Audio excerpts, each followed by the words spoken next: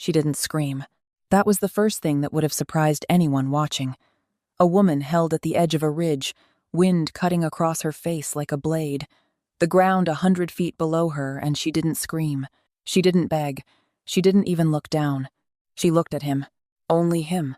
Derek stood 6 feet away, close enough to grab her, close enough to pull her back from the edge with one hand, because she had seen him do things like that, seen him move mountains for people he loved, seen him take blows meant for others without flinching, without hesitation, without a single second of doubt. But he wasn't moving. He was just standing there, jaw tight, shoulders locked, eyes fixed somewhere past her left ear, like the sky behind her was suddenly the most interesting thing in the world, like she wasn't there at all, like she wasn't Eustacia, the woman who had pressed her forehead to his chest 3 nights ago while he told her she was the only thing that had ever made him feel like the world was worth staying in. The hands holding her weren't gentle. They gripped her arms the way you grip something you're planning to drop, and she knew those hands. She knew exactly whose orders they were following. She had figured that out in the first 10 seconds, the moment she realized that no one had come out of nowhere, that this wasn't random, that this had been arranged, planned, executed cleanly, and Derek had known. That was the part that hadn't quite landed in her chest yet, the part that was still sitting at the surface of her skin like cold water, refusing to sink in. Because once it sank in, she wasn't sure what would happen to her. Not physically. Physically, she already knew what was about to happen. She meant what would happen to the part of her that had believed in him. The wind shifted, his hair moved, and for just a fraction of a second, barely a breath, barely a blink, his eyes dropped to hers. Then he looked away again. Faster than she had ever seen him move from anything. Her voice came out quiet, steady, the way a person sounds when they are holding something enormous, very, very carefully. "If this is a joke, you should stop now." He said nothing. The hands tightened, and Eustacia, who had survived things that would have broken most people in half, who had rebuilt herself from the ground up more times than she could count, who had looked at this man and for the first time in her life decided that maybe being soft was not the same thing as being weak. Eustacia felt something in her chest go very, very still. Not afraid, not angry, just quiet. The way something goes quiet right before it breaks. She held his gaze even though he refused to hold hers. She kept her eyes on him the way you keep a candle lit in a storm, not because you're sure it will survive, but because letting it go out means admitting the dark has won. The edge was right behind her heels. She could feel it. The absence of ground, the open air waiting. And the only person she had ever truly trusted was standing close enough to save her, and choosing very deliberately, with his whole chest, with everything he was choosing not to. That was the moment. Not when the hands grabbed her. Not when she was dragged to the ridge. Not even when she looked up and saw him already standing there, already waiting, already knowing. The moment was this, right here, his eyes anywhere but hers. The only person she trusted was the only one who couldn't look at her. The grip shifted. Her feet left the ground. I hit the ground before I hit the water. That was the thing nobody tells you about falling from a ridge. It isn't the drop that gets you. It's the half-second before it. The moment your body registers what your mind is still refusing to accept. The moment gravity stops being something that exists for other people and becomes the only truth in the world. I didn't scream on the way down either. I told you, I never scream. What I did, and I'm not proud of it, but I'm done lying about the things that happened. What I did was think of him. In that half-second of open air and cold wind, and the world tilting sideways, the only thing that moved through me was Derek's face. Not the face from 6 feet away on that ridge, jaw set, eyes deliberately somewhere else. The other face, the one he showed only in unguarded moments, the one that looked at me like I was something worth the looking. I hit the water and the cold swallowed me whole. And then nothing. Let me go back. Because you need to understand where I came from, before you can understand why what happened at that ridge cut the way it did. I was 8 years old the first time I understood what it meant to be truly alone. Not lonely. Alone. Those are different things. Lonely is a feeling. Alone is a fact. And the fact of my life, for a very long time, was that there was no one in the world who would notice if I disappeared. My parents were gone before I was old enough to hold their faces in my memory. What I had instead were fragments, the smell of something warm, the sound of a voice that felt safe, a hand that was bigger than mine. That was all. After that, there were strangers, temporary roofs, eyes that looked through me instead of at me. I learned early that I was not the kind of child people chose to keep. I survived anyway. That is what I do. I survive.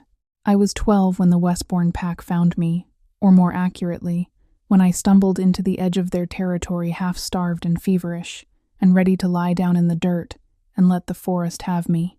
The patrol that found me didn't know what to do with a human girl, with no pack, no people, no name that meant anything to anyone. They brought me to Elder Soren because they didn't know what else to do. And Elder Soren looked at me for a long moment with those sharp old eyes and said, quietly, "Feed her first, then we'll decide." They decided to keep me. I never forgot that. The weight of being chosen by people who had no obligation to choose you. It sits in your chest differently than anything else. It doesn't make you feel rescued. It makes you feel like you owe the world something. Like you have to become worth the choosing, every single day, for the rest of your life. So I trained. I worked harder than anyone asked me to. I woke before the others, slept after them, pushed my body past every line it drew in the sand. I was not a wolf. I did not shift. I did not carry the power that ran in the blood of the people around me. But I was fast, and I was precise, and I was stubborn in the particular way that only people who have had everything taken from them can be stubborn. Like stubbornness is the last thing standing between them and the void. I was 17 when they assigned me to the Advanced Combat Unit. I was 17 when I met Asmund. He was standing at the far end of the training ground when I walked in that first morning, arms crossed, watching the others run drills with the expression of a man who had already decided how good everyone was and found them all moderately disappointing. He was tall in the way that some men are tall, not just physically but in presence, like the space around him adjusted to accommodate him rather than the other way around. Dark hair, sharp jaw, eyes the color of deep winter water, gray and still and not unkind, but not warm either. He looked at me the way you look at something unexpected and mildly inconvenient. "Your left foot is turned out," he said. "Not hello, not welcome, just that, flat, factual, delivered the way someone reads a weather report." I looked down at my foot. Then I looked back up at him. "My left foot," I said, "has gotten me through 7 years of survival training without anyone's help. It's doing fine." Silence. Someone across the yard coughed, and then barely, so small I almost missed it. The left corner of his mouth moved. Not a full smile, not even close. Just the ghost of one, there and gone, like a flame in a draft. "Take your place," he said. I took my place, but I felt his eyes on my footwork for the entire first hour. The weeks that followed were not gentle. Asmund did not do gentle. He did precision. He did standards. He did the kind of teaching that strips every habit you've built down to the bone and makes you rebuild from nothing. And he did it without apology, and without the softening language that other instructors use to cushion the process. He told you exactly what was wrong, exactly how to fix it, and then he watched you until you did. I hated it. I also got better faster than I had ever gotten better at anything in my life, and that was the part I couldn't quite bring myself to hate. We settled into something over those weeks, not friendship. Not exactly. More like a mutual understanding that the other one was not going to be easy, and a quiet, grudging respect for that fact. I pushed back when he pushed. He never penalized me for it. Occasionally, when I pushed back and I was right, something shifted in his expression, brief and contained, like a door opening and closing, before you could see what was on the other side. The eye contact started somewhere in the 3rd week. It wasn't dramatic. It never is when it starts. The things that end up meaning everything almost never announce themselves.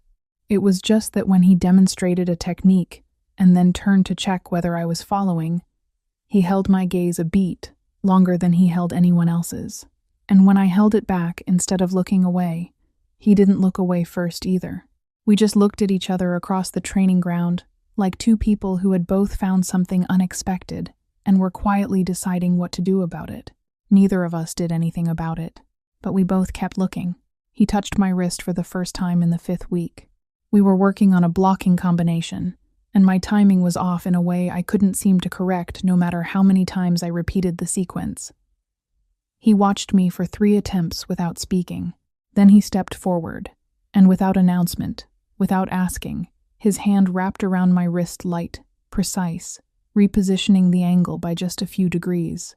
I stopped breathing, not because it hurt, not because it surprised me, because his hand was warm in a way that went all the way through the contact and settled somewhere behind my sternum, and because in the 5 weeks I had known him, Asmund had demonstrated 100 techniques without once touching anyone to do it.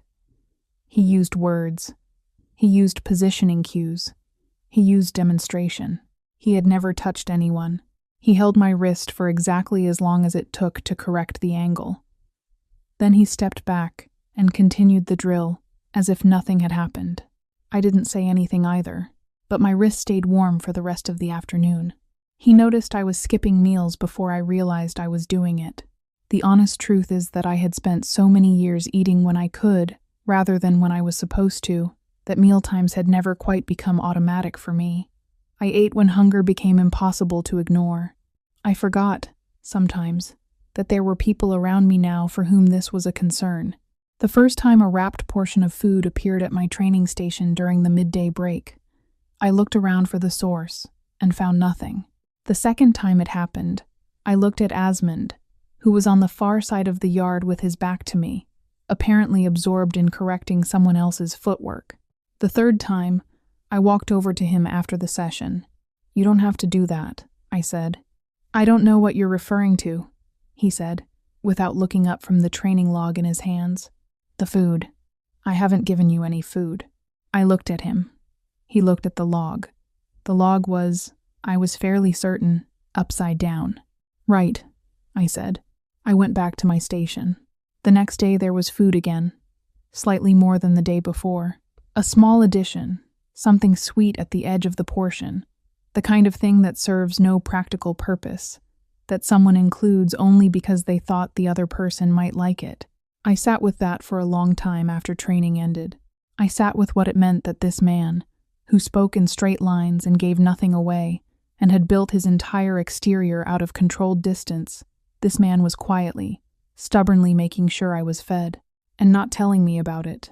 The day with Kaylin almost broke the careful, wordless thing we had been building. Kaylin was a wolf from the Eastern Division, broad-shouldered and easy with his attention in the way that some men are distributing it freely, wearing it lightly, never seeming to understand that not everyone wanted it. He had decided, somewhere in the 6th week, that I was interesting, and he expressed this the way he expressed most things out loud, without much filter, during a break between drills. He was leaning against the fence post beside me, saying something about my technique that was technically a compliment, but delivered in the particular tone that makes a compliment feel like an arm around your shoulder you didn't invite. When the shadow fell across us, I didn't need to look up to know whose shadow it was. "You're distracting my trainee." Kaylin blinked, looked up. The easy expression on his face did something complicated. Asmund was not looking at him with anger. That would have been easier to read. He was looking at him with the same steady, winter water calm he looked at everything with, but there was something underneath it. Something that sat very still in the way that certain things sit still right before they move fast. Kaylin straightened up. "Just talking." "She's in the middle of a session," Asmund said. "Find somewhere else to be." Kaylin found somewhere else to be. Asmund turned and walked back to the center of the yard without another word, without looking at me, without explaining himself. I stood there for a moment, then I called after him, just loud enough for him to hear. He wasn't distracting me. Asmund didn't turn around, but his pace slowed, just fractionally, and his voice came back flat and perfectly controlled. He was distracting me. He kept walking. I stood very still, in the middle of the training ground, with something happening in my chest that I had no clean word for, and I thought quietly, carefully, In the part of me that had always been better at reading situations than at knowing what to do with them, I thought that we were moving towards something neither of us had planned, and I thought that I was not afraid of it. The bonding came 3 months later, and it was nothing like what I had imagined. Not that I had imagined it. I told myself I hadn't imagined it. I was still telling myself that on the morning the pack elder called us both forward, and the air changed, and the bond settled into place between us, like something that had always existed and had only just been named. Asmund stood beside me through the whole ceremony with the same steady stillness he brought to everything. His shoulder was an inch from mine. I was aware of every fraction of that inch.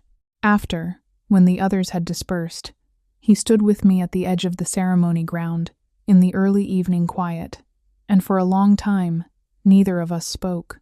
The bond hummed between us low, constant, warm in a way I hadn't expected, like a fire in a room you've just walked into. "The council has conditions," he said finally. I had already heard them.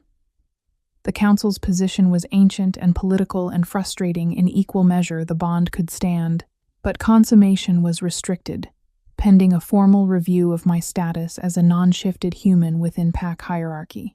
It was procedural language wrapped around a bias they didn't want to name out loud, and everyone knew it. "I know," I said. He was quiet for a moment. Then, "I want to be clear that I intend to challenge it." "I know that too," I said. He looked at me then. Really looked. The winter water eyes were doing something different in the low evening light, less still, more searching, like the surface had shifted, and there was something underneath it moving. "You're not angry," he said. It wasn't a question. He sounded like he was trying to understand it. "I'm a lot of things," I said. "Angry is in there somewhere. But right now I'm mostly—" I paused, searched for the honest word. "Here. I'm just here."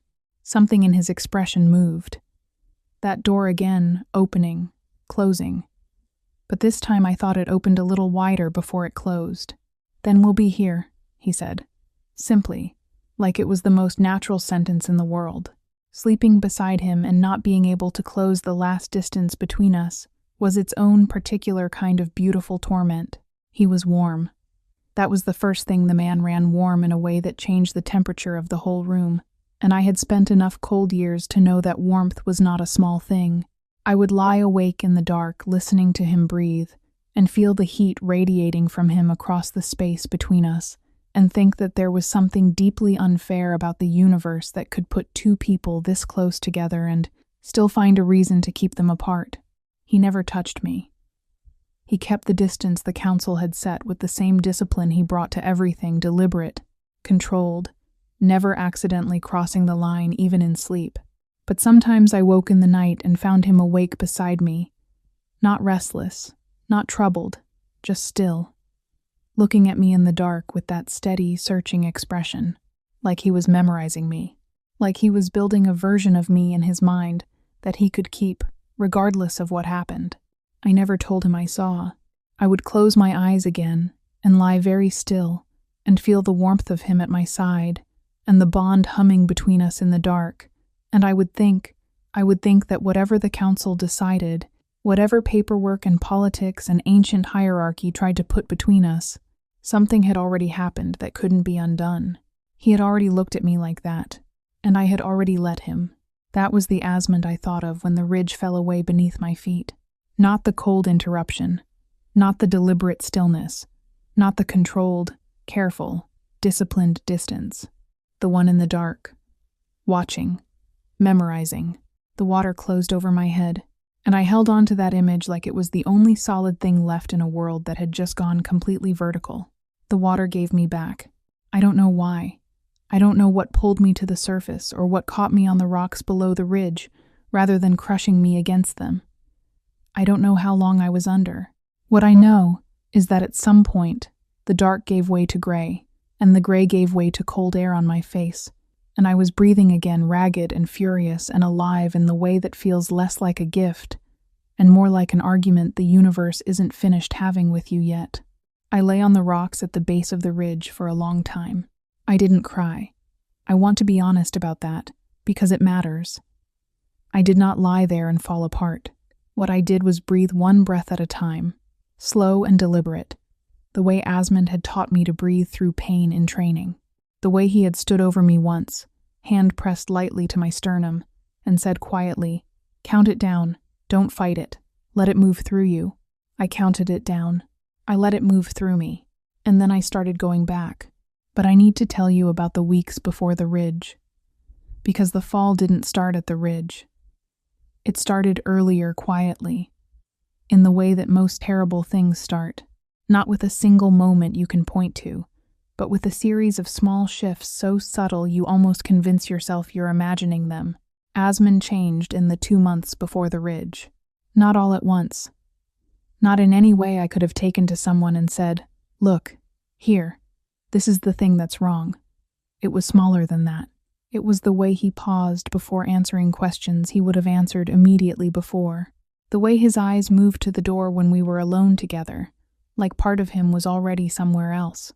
The way silence, which had always been comfortable between us, which had been one of the first things I valued about him, that we could exist in quiet together without either of us needing to fill it, the way that silence started to feel different. Heavier, like something unsaid was living in it. I noticed. Of course I noticed. I had spent my whole life reading the rooms I was in, because I'd had to. Because for a long time, reading the room correctly was the difference between staying and being sent away. I had built that skill early, and I had never stopped using it. I noticed, and I told myself I was wrong. I told myself he was tired. I told myself the council review was weighing on him, which it was. I knew it was. I could feel it through the bond, the low persistent tension of it. I told myself that some people carry their stress by going inward, and that inward wasn't the same as away. I told myself a lot of things. But then I reached for him one evening, not dramatically, not with anything freighted in it, just the ordinary reaching of someone toward the person they sleep beside, a hand extended across the space between us, and he hesitated, just for a second. A single beat where he looked at my hand before he took it, like he was deciding something. He took it.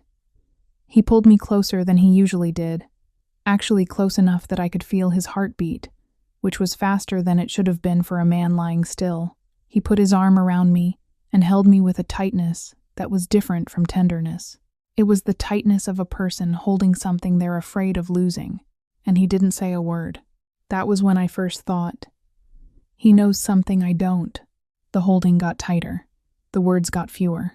That was the pattern of those last weeks, and I tracked it the way you track weather when you live somewhere that storms without warning, not with panic, but with attention, with the quiet, careful vigilance of someone who has learned that the sky will not announce itself before it changes.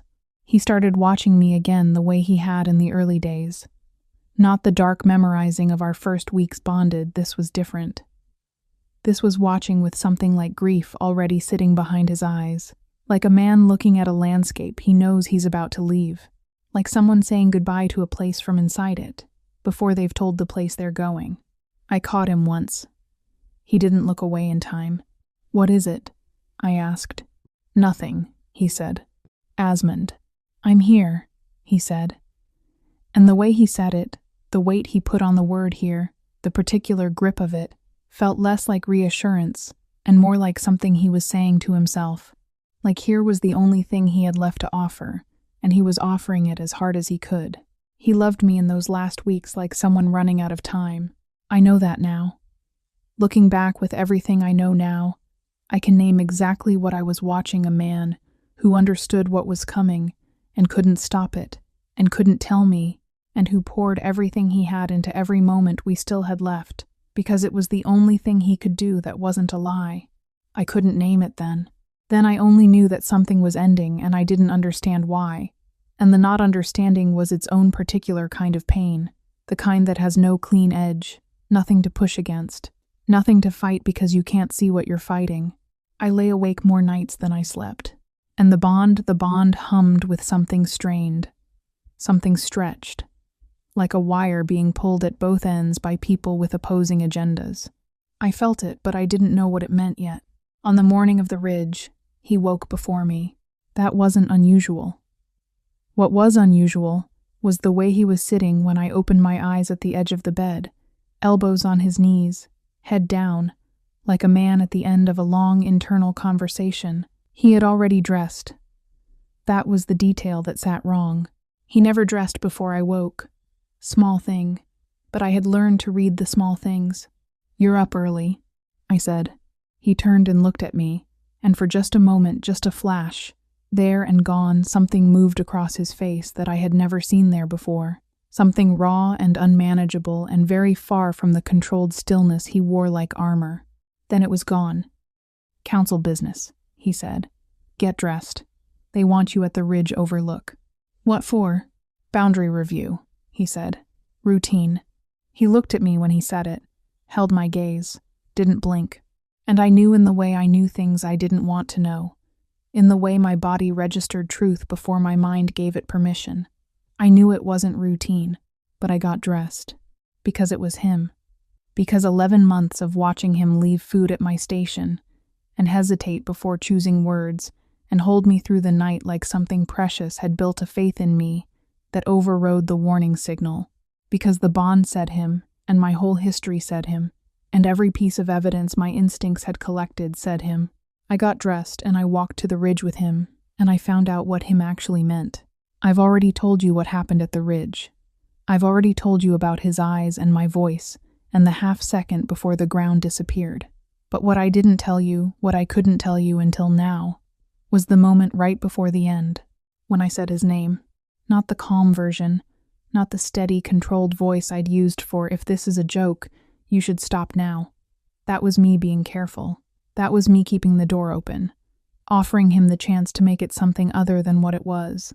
But when the grip on my arms shifted and I felt my weight leave the ground, something cracked open in me, and his name came out of it, the way things come out of cracks, not chosen, not managed, just out, raw and real and carrying everything.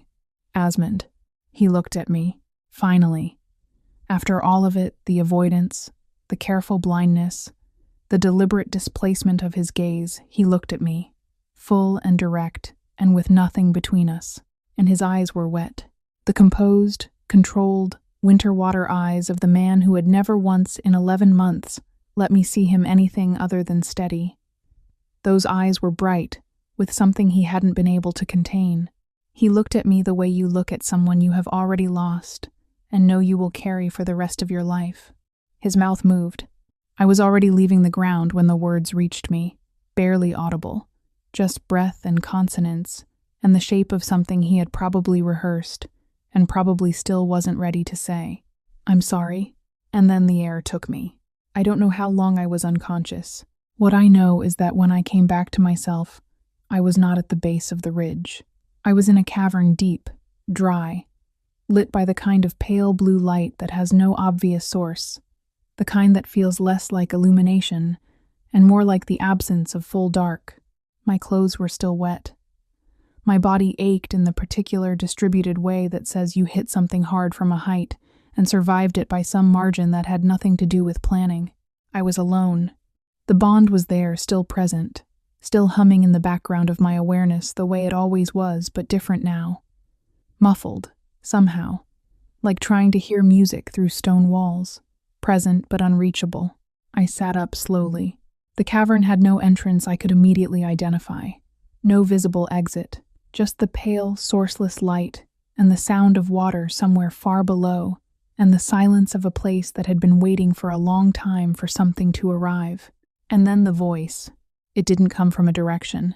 It came from everywhere, and from inside me simultaneously, which was perhaps the most disorienting thing that had happened to me in a day, that had already set a high standard for disorientation. "You were chosen," it said, "long before he found you." I went very still. The orphan at the border. The human girl with no pack and no name. "Do you think that was accident?" "Who are you?" I said. Not a question, a demand. The part of you that was always going to be here. You just needed the right door opened. I thought about standing up and dismissed it. My legs weren't ready, and I wasn't going to meet whatever this was from the ground. So I stayed sitting, which felt less like defeat and more like strategy, and I kept my voice level. Tell me what you mean by chosen. And it did. The telling was not gentle. It laid it out in the flat, patient way of something that has no investment in softening truth, the way a document reads, the way facts arrange themselves when no one is editing them for your comfort. The Westbourne Pack elder who had looked at 8-year-old me and said, "Feed her first." The patrol that had found me and brought me in. The years of training and the assignment to the advanced unit. All of it placed. All of it positioned. All of it part of something that had been in motion long before I understood there was motion to be in. Asmund had been assigned to me. Not chosen. Not arrived at through the complicated organic process of two people discovering each other. Assigned. His proximity to me had been engineered by people who needed something from me that I didn't yet know I had, and who understood that I would never trust authority, never trust structure, I never trust an institution, but that I might trust a person, that I might trust him, that if they built the right conditions, the girl who had never chosen to let anyone close might choose him. And I had. I had chosen him with everything I had. The darkness in the cavern pulsed. I felt it not as a thing outside me, but as a thing adjacent to something that had always been inside me, like it was pressing against a wall I hadn't known was there. Use it, it said. The anger. Don't waste it on grief. And the anger was there. God, the anger was there, deep and hot and real. The kind that doesn't roar, that burns slow and even, and doesn't go out. I felt it moving through me like something being lit from the inside, filling all the places the cold water had emptied. But here is the thing about the truth they told me. Here is the crack in the clean story the darkness was trying to hand me. I thought about the food left at my station when he thought I wasn't watching. I thought about the upside-down log. I thought about the warmth of his hand on my wrist, and the way silence between us had always felt like the most honest communication I had ever had with another person. I thought about him awake in the dark, looking at me like he was keeping something safe in the looking. He was assigned, said the voice. Everything he did was strategy. I sat with that. I sat with it seriously, the way it deserved to be sat with, not defensively, not with the flinching loyalty of someone who can't bear to know a hard thing. I tested it against everything I knew. I pressed on it, and it didn't hold. Not completely. Not in the way a clean lie holds. Because the thing about real feeling is that it leaves a texture that strategy can't perfectly replicate. And I had spent my whole life reading the difference between people who were genuine and people who were performing. It was the skill that had kept me alive. And every piece of that skill, applied to every memory I had of Asmund, came back with the same answer. Whatever had started as assignment, something had become real. I did not know what that meant yet for what he had done at the ridge. I did not know what it meant for the "I'm sorry," and the wet eyes and the hands that had held me through 100 nights, and then let someone else take me to the edge. I did not know, but I refused with everything I was, with the full force of a woman who had spent her whole life refusing to accept the story other people told her about herself. I refused to let the darkness tell me what was true about him. That was mine to figure out. The anger burned. I let it burn. I would use it, not the way the voice wanted me to use it, not as a weapon pointed outward, but as fuel, as the thing that would keep me warm and moving and alive until I had enough information to decide what was real. I pressed my hands flat against the stone floor of the cavern. I got to my feet. "I'm not yours," I said, to the darkness, to the voice, to whatever was pressing against the wall inside me. And whatever you think you opened in me, I decide what it does. The pale light pulsed, and somewhere in the deep of me, something shifted, something old and untouched, and mine in a way nothing had ever been mine, and began, slowly, to wake. The exit appeared when I stopped looking for it. That was the first lesson the cavern taught me, that some doors only open when you stop needing them to. I had spent 20 minutes moving along the walls with my palms pressed to the stone, methodical, refusing to give the space the satisfaction of watching me panic. And then I stopped. I stood in the center of the floor, and I breathed, and I let the thing inside me, the new woken thing, the thing with no clean name, yet I let it reach outward, quiet and feeling, The way you extend a hand in the dark not to grab but just to know what's there. The far wall cracked with light. Not dramatic, not violent, just a seam of pale gold appearing in the stone like the rock had always known it was a door and had been waiting for the right person to remember that. I walked through it. The world outside was early morning. That surprised me. I had expected more time to have passed, the way it always feels like more time should have passed when something enormous has happened to you on the inside. But the sky was the particular gray rose of just before the sun commits, and the air smelled of pine and cold earth and the aftermath of rain, and everything was exactly the same as it had been before, except that I was not. I stood at the tree line above the Westbourne settlement, and I looked down at it. The buildings, the training ground, the ceremonial circle where the bond had been named between Asmund and me, while the elder spoke and the air changed. All of it laid out below me in the early quiet, smoke beginning to rise from the first morning fires, the settlement waking slowly, without any idea that the thing it had thrown off a ridge had come back. I thought about what they would see when they looked at me now. Wet clothes, rock scrapes along my left arm, hair still dark from the water, the surface of me carrying all the evidence of what they'd done, which was, I understood this with a clarity I hadn't had before, exactly what I intended to let them see. I was not going to change my clothes before I walked back in. I was not going to clean up the evidence. I was going to let the marks on my body speak before I said a single word. The thing inside me was calm. That was what I noticed most, not the power of it, though I could feel that too, low and steady like a current beneath still water. But the calm. It had settled into me like ballast, like something heavy placed at the center of a boat that makes it impossible to tip. They buried a girl. They forgot to check what the dark gives back. I walked down the hill. The first person to see me was a young packmate named Eris, who was carrying water from the eastern well. She stopped so abruptly that water sloshed over the sides of the pail and onto the path, and she stared at me with her mouth open and her eyes doing something that took me a moment to identify as guilt. She knew. Of course she knew. In a pack this size, everyone knew. The question was always how much they had known before it happened, and Eris's face was answering that question in a way she probably wasn't aware of. "Astacia," she said, barely above a whisper. "Keep walking, Eris," I said. My voice came out different, not louder, not harder in the way that anger makes a voice hard, brittle, and sharp-edged. It came out quieter, actually, and more settled. And that quality of settled was apparently more unnerving than volume, because Eris picked up her pail and walked in the other direction very quickly, without another word. By the time I reached the center of the settlement, there were 40 people standing in various degrees of stillness, watching me cross the main ground. Word had moved the way it always moves in a place this size, fast and sideways, person to person, door to door.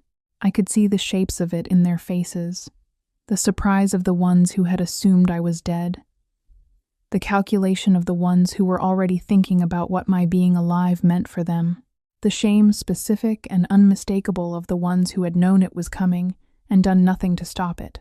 I let them look. I walked to the center of the ground, and I stopped, and I stood there, and I did not speak immediately. I let the silence sit. I let them have the full weight of what they were looking at the woman they had authorized to be taken to a ridge and thrown, standing in their center with the mark still on her, and something in her eyes that had not been there before. My eyes moved through the crowd. I was doing it before I decided to do it, scanning, searching, moving from face to face with a purpose I couldn't have explained logically but didn't need to. There was only one face I was looking for. Only one presence I was cataloging the absence of in real time. Asmund was not there. I held that, filed it. Let the searching part of me finish its work and come back with what it came back with. Not panic, not relief, just information. He was not in the crowd. He was not among the council members who were now assembled at the front of the gathering space, with the specific posture of people who had expected to be managing a very different situation this morning. Elder Kara stood at their center. She was a woman of 70 years and considerable authority, and she had the face of someone who had just found a thread significantly more complicated than the one she thought she was holding. "You're alive," she said. "That's observant," I said. Someone in the crowd made a sound. Not quite a laugh, closer to the involuntary release of tension that happens when someone says the thing that cuts through the pretense. Karis's jaw tightened.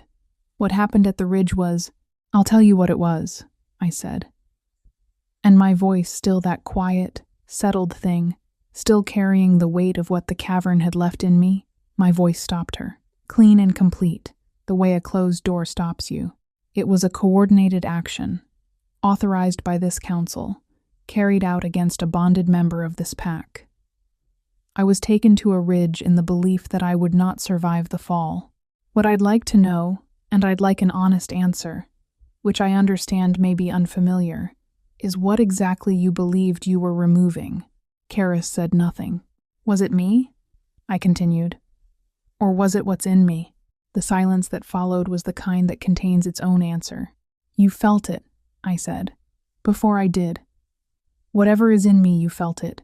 You decided it was a threat, and you moved against it instead of coming to me, instead of telling me, instead of treating a person you had bonded to one of your own as anything other than a problem to be dropped off a ridge and hope to drown." I looked at them. All of them. Slowly, face by face. "Here is what is going to happen," I said. "The 3 council members who authorized the action at the ridge are going to step down from their positions by the end of this day. The formal review of my status, which has been pending for 9 months as a political instrument rather than a legitimate process, is going to be concluded by this week with a fair ruling. And every person in this pack who knew what was planned and said nothing is going to sit with the weight of that choice. I'm not going to punish you for it. Your own conscience will do that work better than I can." I paused. "I survived what you threw me into. What it gave back is mine, and I will decide what I do with it. If anyone in this pack wants to test that today, tomorrow, at any point going forward, I'd like to save us all time by telling you now that I'm not the same person who walked to that ridge." I turned and walked toward our quarters. Behind me, I heard Elder Karis's voice quiet, stripped of its authority, carrying something that sounded very close to fear. "Where are you going?"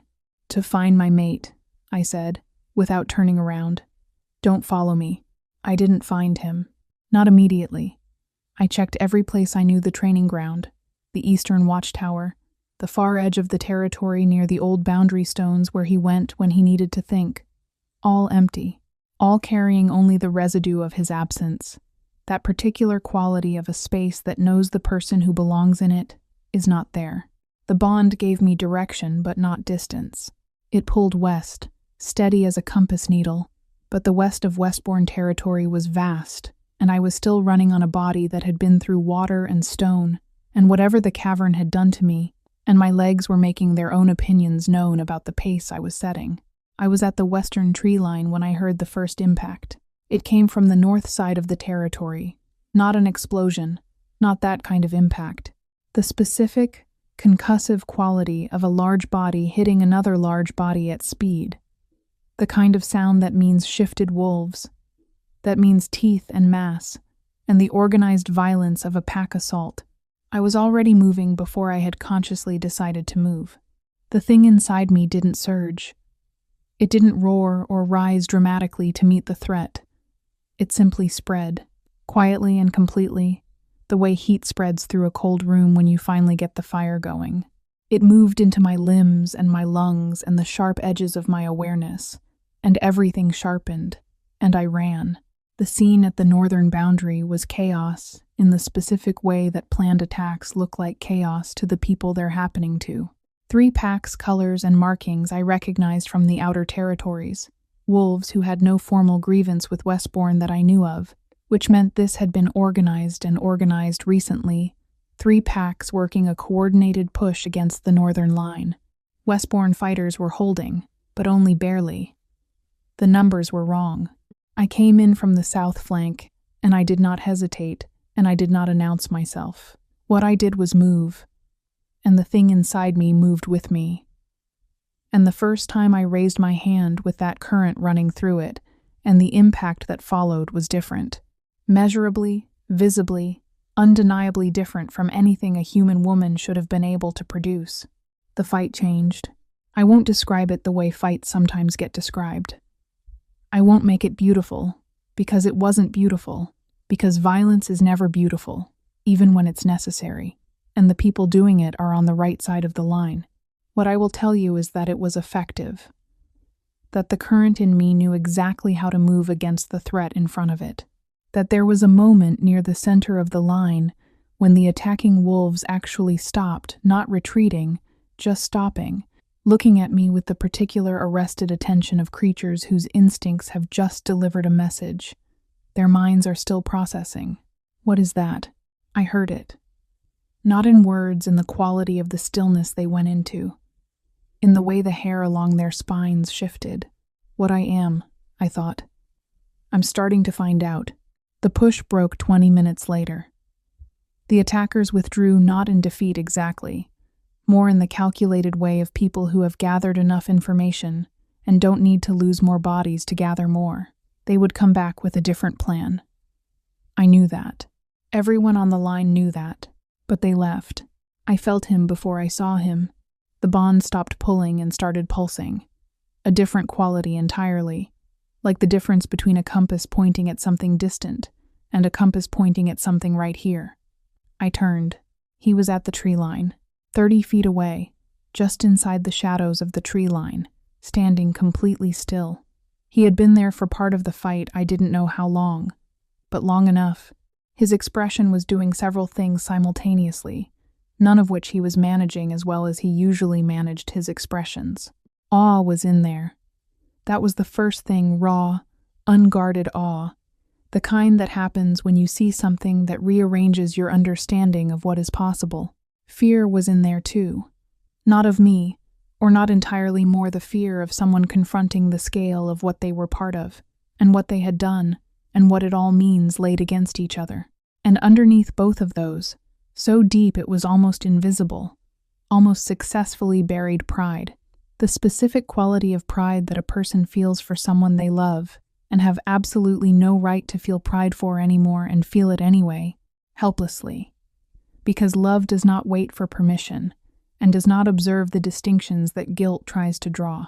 He looked at me the way he had looked at me in the dark during those early bonded nights, memorizing. Except now what he was memorizing was different.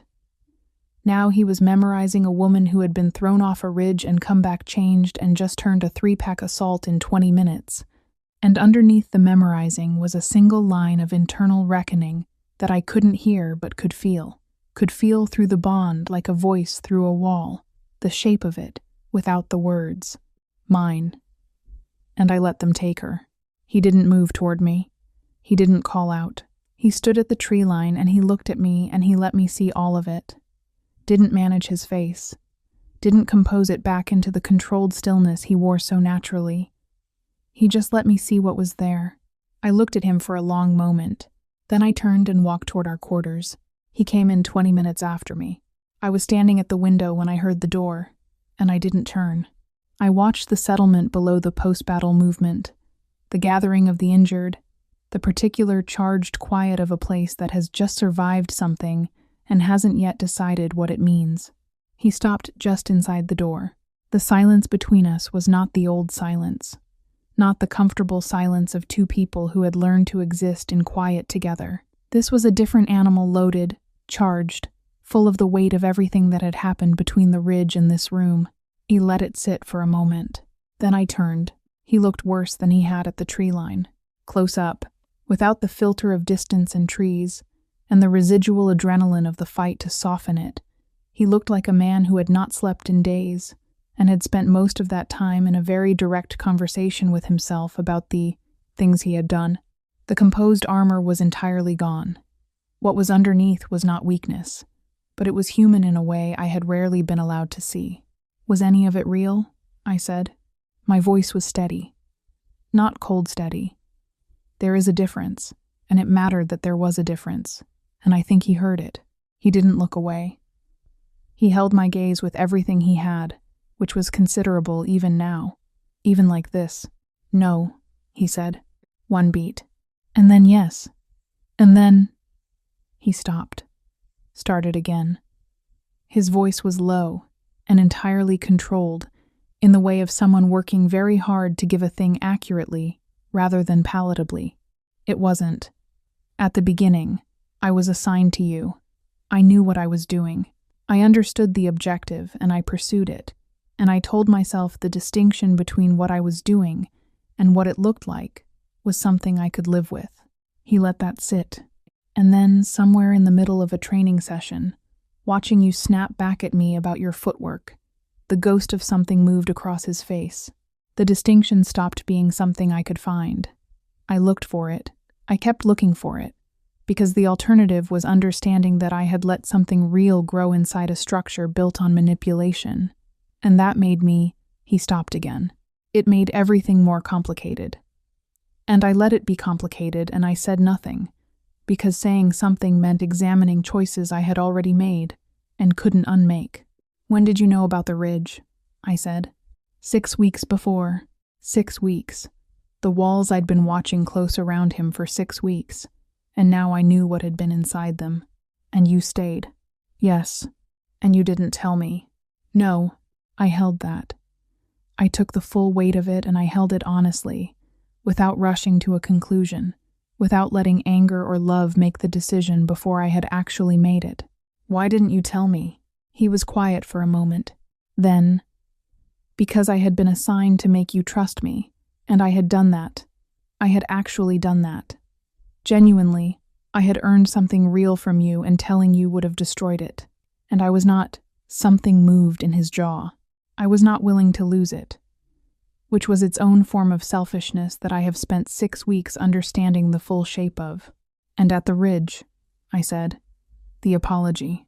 The only honest thing I had done from the beginning to that moment," he said. Simple, flat, no appeal for grace in it. I looked at him. He was not on his knees.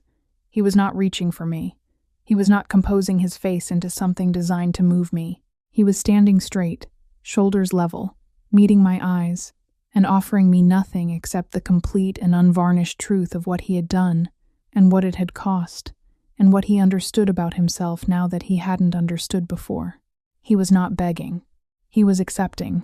Whatever I decided, whatever the weight of all of it came out to when I finished measuring, he was standing in the outcome with his hands open. That was the thing. That was the thing that got through every wall the last 24 hours had built in me. Not the confession, not the explanation, not even the "it wasn't until it was everything," the open hands, the complete absence of self-protection in a man who had spent every moment I'd known him in some form of armor. He was not asking me to absolve him. He was asking me to see him. I crossed the room. I did not touch him. I stopped close enough that I could feel the warmth of him, that specific warmth that had changed the temperature of every room it was in, and I looked at him from close range in silence for a moment. And I let the bond say what neither of us was going to put into words yet. Let it run between us unguarded, unmanaged, carrying everything. His breath shifted. "Not much, just enough. I'm not done being angry," I said. "I know," he said, "and you don't get to decide how long it takes." "I know that too." I held his gaze. Let him hold mine. "But it was real," I said. "Not a question, not forgiveness. Just the one thing I needed said out loud before we could begin to figure out what came next. The one thing I had refused to let the darkness take from me." He didn't hesitate. "It was everything," he said. The room was quiet. Outside, the settlement moved and breathed and carried the weight of its reckoning. Inside, 2 people stood close together in the aftermath of something enormous. Neither of them the same as they had been before it. Both of them still there. Still here. And for now, in this particular moment, that was enough to build from. Forgiveness is not a door you walk through once. I know that now in a way I didn't before the ridge, before the cavern, before all of it. I used to think of forgiveness as a decision, clean and contained, something you arrived at and then were done with, a line you crossed and didn't have to cross again. I think most people want it to be that way because the alternative is harder. The alternative is understanding that it's more like weather than a door, that it moves through you in systems, That some mornings you wake up and the sky is clear, and some mornings the same cloud is back, smaller than before but still there, and you have to decide again. I didn't forgive Asmund that night, but I didn't leave the room either. We didn't speak much after that. The room held us in the particular quiet of two people who have said the most important things, and are now learning to breathe in the same space again. And for a while that was all it was breathing, and the fire burning low, and the bond running warm and careful between us, like something that understood it, was on fragile ground, and was choosing its steps accordingly. He sat at the far end of the room, not performing distance, genuinely giving me space, reading the room the way he had always read rooms, understanding without being told that proximity right now was something I needed to control, not him. I sat near the window for a long time. I watched the fire. I watched the movement of the settlement outside. I tracked the slow settling of a place that had survived a hard day and was figuring out how to be still again. And gradually, not because I decided to, not because I told myself it was time, but because the body sometimes makes decisions the mind is still working up to. Gradually I moved. Not toward him. Not all the way. I crossed half the room and sat on the floor near the fire, with my back against the low wooden bench, and my knees pulled up, and I let the warmth touch my face, and I didn't look at him, and he didn't move. But after a while he came and sat on the bench behind me, close enough that I could feel the warmth of him at my back, that specific warmth, the one that had always been different from the fire, the one that went deeper. He didn't touch me. He just sat there, present and patient, waiting for whatever I was willing to give, and not reaching for anything beyond it. The fire cracked. Outside, wind moved through the pines. I thought about the food at my station, the upside-down log, the way he'd said here like it was the only currency he had left that hadn't been compromised. I thought about a signed and real and the long, complicated distance between the two. I thought about a man waking before me and sitting at the edge of the bed with the posture of someone at the end of a long internal conversation, carrying something he couldn't put down and couldn't share for 6 weeks because he had made choices he couldn't unmake and was living inside the consequences of them in real time. I was angry about that. I was still angry about that. But I was also, and this was the part I was still learning to hold at the same time as the anger, I was also certain. And the certainty was not naive. It was not the certainty of someone who needed the story to be one way and had decided to believe it regardless of evidence. It was the certainty that came from 11 months of close observation by a woman who had never been able to afford wishful thinking. What was real, and what was real was sitting behind me, breathing quietly, not asking for anything. I leaned back, just slightly, just enough that my shoulder blade made contact with his knee, barely a touch, barely more than proximity made accidental, but deliberate. He knew it was deliberate, and I knew he knew. His breath changed, quiet and contained, but changed. I felt his hand slow, careful, with the full attention of a man who understood the weight of the permission being offered settle at my shoulder. Light, asking. I didn't pull away. "You don't get to lose me that easily," I said. The words came out low and even, directed at the fire, not at him, which was somehow the only way I could have said them at that moment sideways. The way honest things sometimes have to be said when saying them straight on is still too much. His hand stayed where it was. I felt him exhale slow, long, the way a person exhales when they've been holding something for a very long time and have finally been told they can put it down. He didn't say thank you. He didn't say anything. He understood, the way he had always understood, that some things ask to be received quietly. We sat like that until the fire burned to coals. In the morning, everything required deciding. That was the practical reality waiting on the other side of whatever the night had been. The settlement still bruised from the attack. The council restructured and raw. The outer packs who had tested the northern line already regrouping somewhere beyond the tree line with a second plan taking shape. The world did not pause for private reckonings. It never did.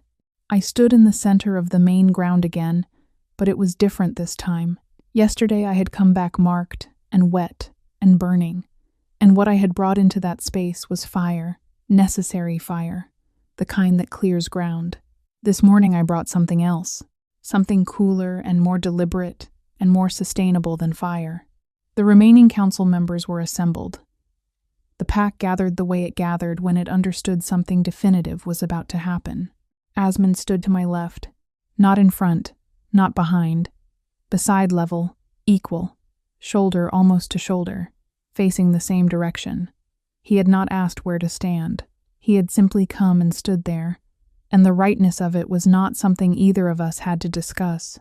Elder Soren, the old man who had looked at 8-year-old me and said, "Feed her," first stood at the front of the gathered pack with his hands folded and his eyes on me, and in his expression was something I had never seen directed at me from a position of authority.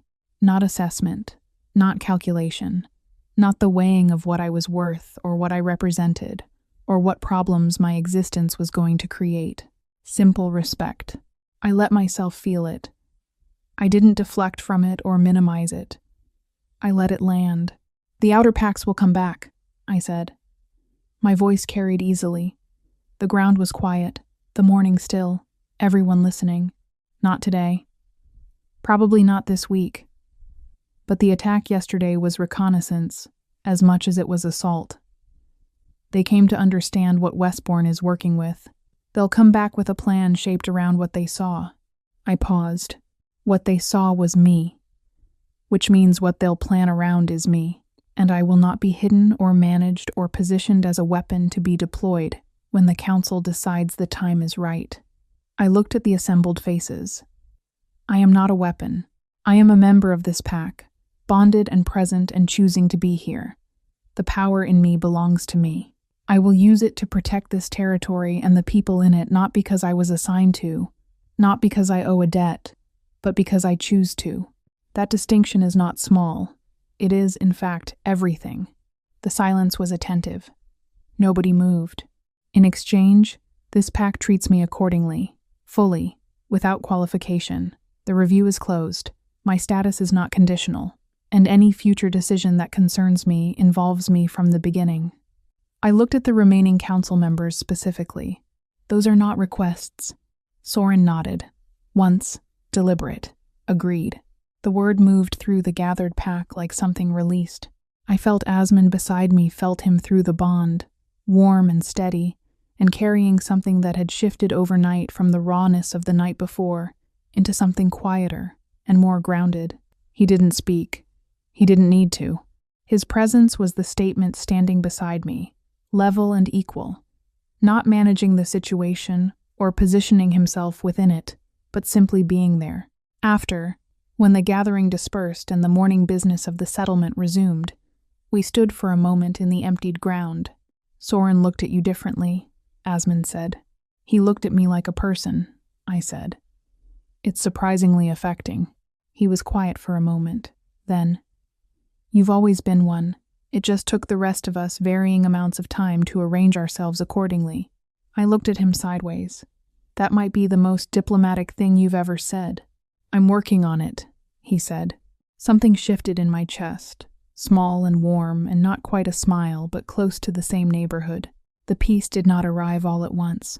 It came the way the good things come gradually, incrementally, in the accumulation of small, unremarkable moments that you don't recognize as restoration until you're already in the middle of it. Days passed. The outer pack threat held at a distance, watchful but inactive, apparently reassessing. The council restructured. The settlement found its footing.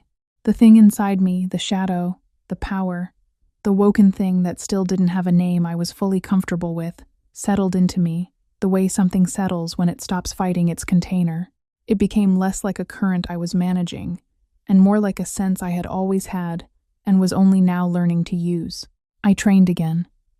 This time I taught as well as trained, which was Asmund's suggestion, offered once and not repeated, understanding that I would either take it or I wouldn't. I took it. Teaching, it turned out, was its own form of understanding. You don't know what you know until you have to give it to someone else. Asmund and I rebuilt slowly. That is the most honest way to say it. Not dramatically, not through a single cathartic moment that resolved everything, and left us standing in clean light with nothing complicated between us.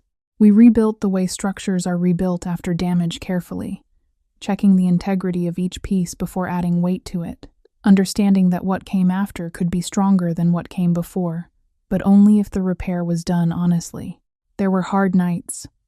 There were mornings when I woke and felt the shape of the ridge under my feet again, and felt the anger fresh, and had to sit with it before I could do anything else. He never minimized those mornings. He never tried to rush them, or talk me out of them, or position his own remorse as something I owed him relief from. He sat with me in the difficulty the same way he had sat behind me at the fire present, patient, not asking for anything beyond what I was willing to give. That was, I came to understand, its own form of love, patient and unglamorous, and entirely reliable, the kind that doesn't perform itself. It was an evening in the third week when I noticed it. We were walking the western boundary routine patrol. Quiet, the sky doing the thing it does at the end of clear days, where the light goes gold and long and makes everything look like it's been kept. We walked without talking, which had become comfortable again. The old quality of our silences restored present and honest, rather than heavy. And at some point, without either of us marking it or making anything of it, the back of his hand brushed mine. I didn't pull away. He didn't immediately take it for more than it was, just let the contact sit there, back of hand to back of hand, existing without being pressed into something. Then, slowly, his fingers shifted, and mine shifted to meet them, and we walked the rest of the boundary like that, fingers locked, the settlement visible below us through the trees, the sky going from gold to deep, and the first stars arriving, and neither of us said anything about it, because nothing needed to be said. I thought about the girl who had stumbled into this territory half-starved and feverish and too exhausted to be afraid anymore, who had been looked at by an old man and found worth the feeding, who had trained and fought and loved and survived and been thrown away and come back, changed, and stood in the center of a settlement and refused to be less than what she was. I thought about what it meant to belong to a place. I had spent so long thinking that belonging was something other people decided about you, that it was given or withheld, that it was contingent, that you had to earn it every day or risk having it taken back. I had built my entire architecture around that belief. Every wall, every skill, every piece of careful self-sufficiency had been constructed on the foundation of, you cannot take this from me because I do not need it. But walking here, in this light, with this hand in mine, I understood something I hadn't before. This time, I hadn't been chosen by a place and been grateful for it. This time, I was choosing back. This time she wasn't walking toward a home that had chosen her. She was walking toward one she chose back. And in all the years of her life, in all the surviving and rebuilding and refusing and fighting, that was the thing that felt most like freedom. Not safety, not rescue. Choice. The stars came out. They walked on. Thank you for listening to another emotional, magical shifter romance here on Moonbound Romance Tales. If you enjoyed today's story, don't forget to like the video, subscribe to the channel, turn on notifications, so you never miss more powerful, heart-gripping romance stories.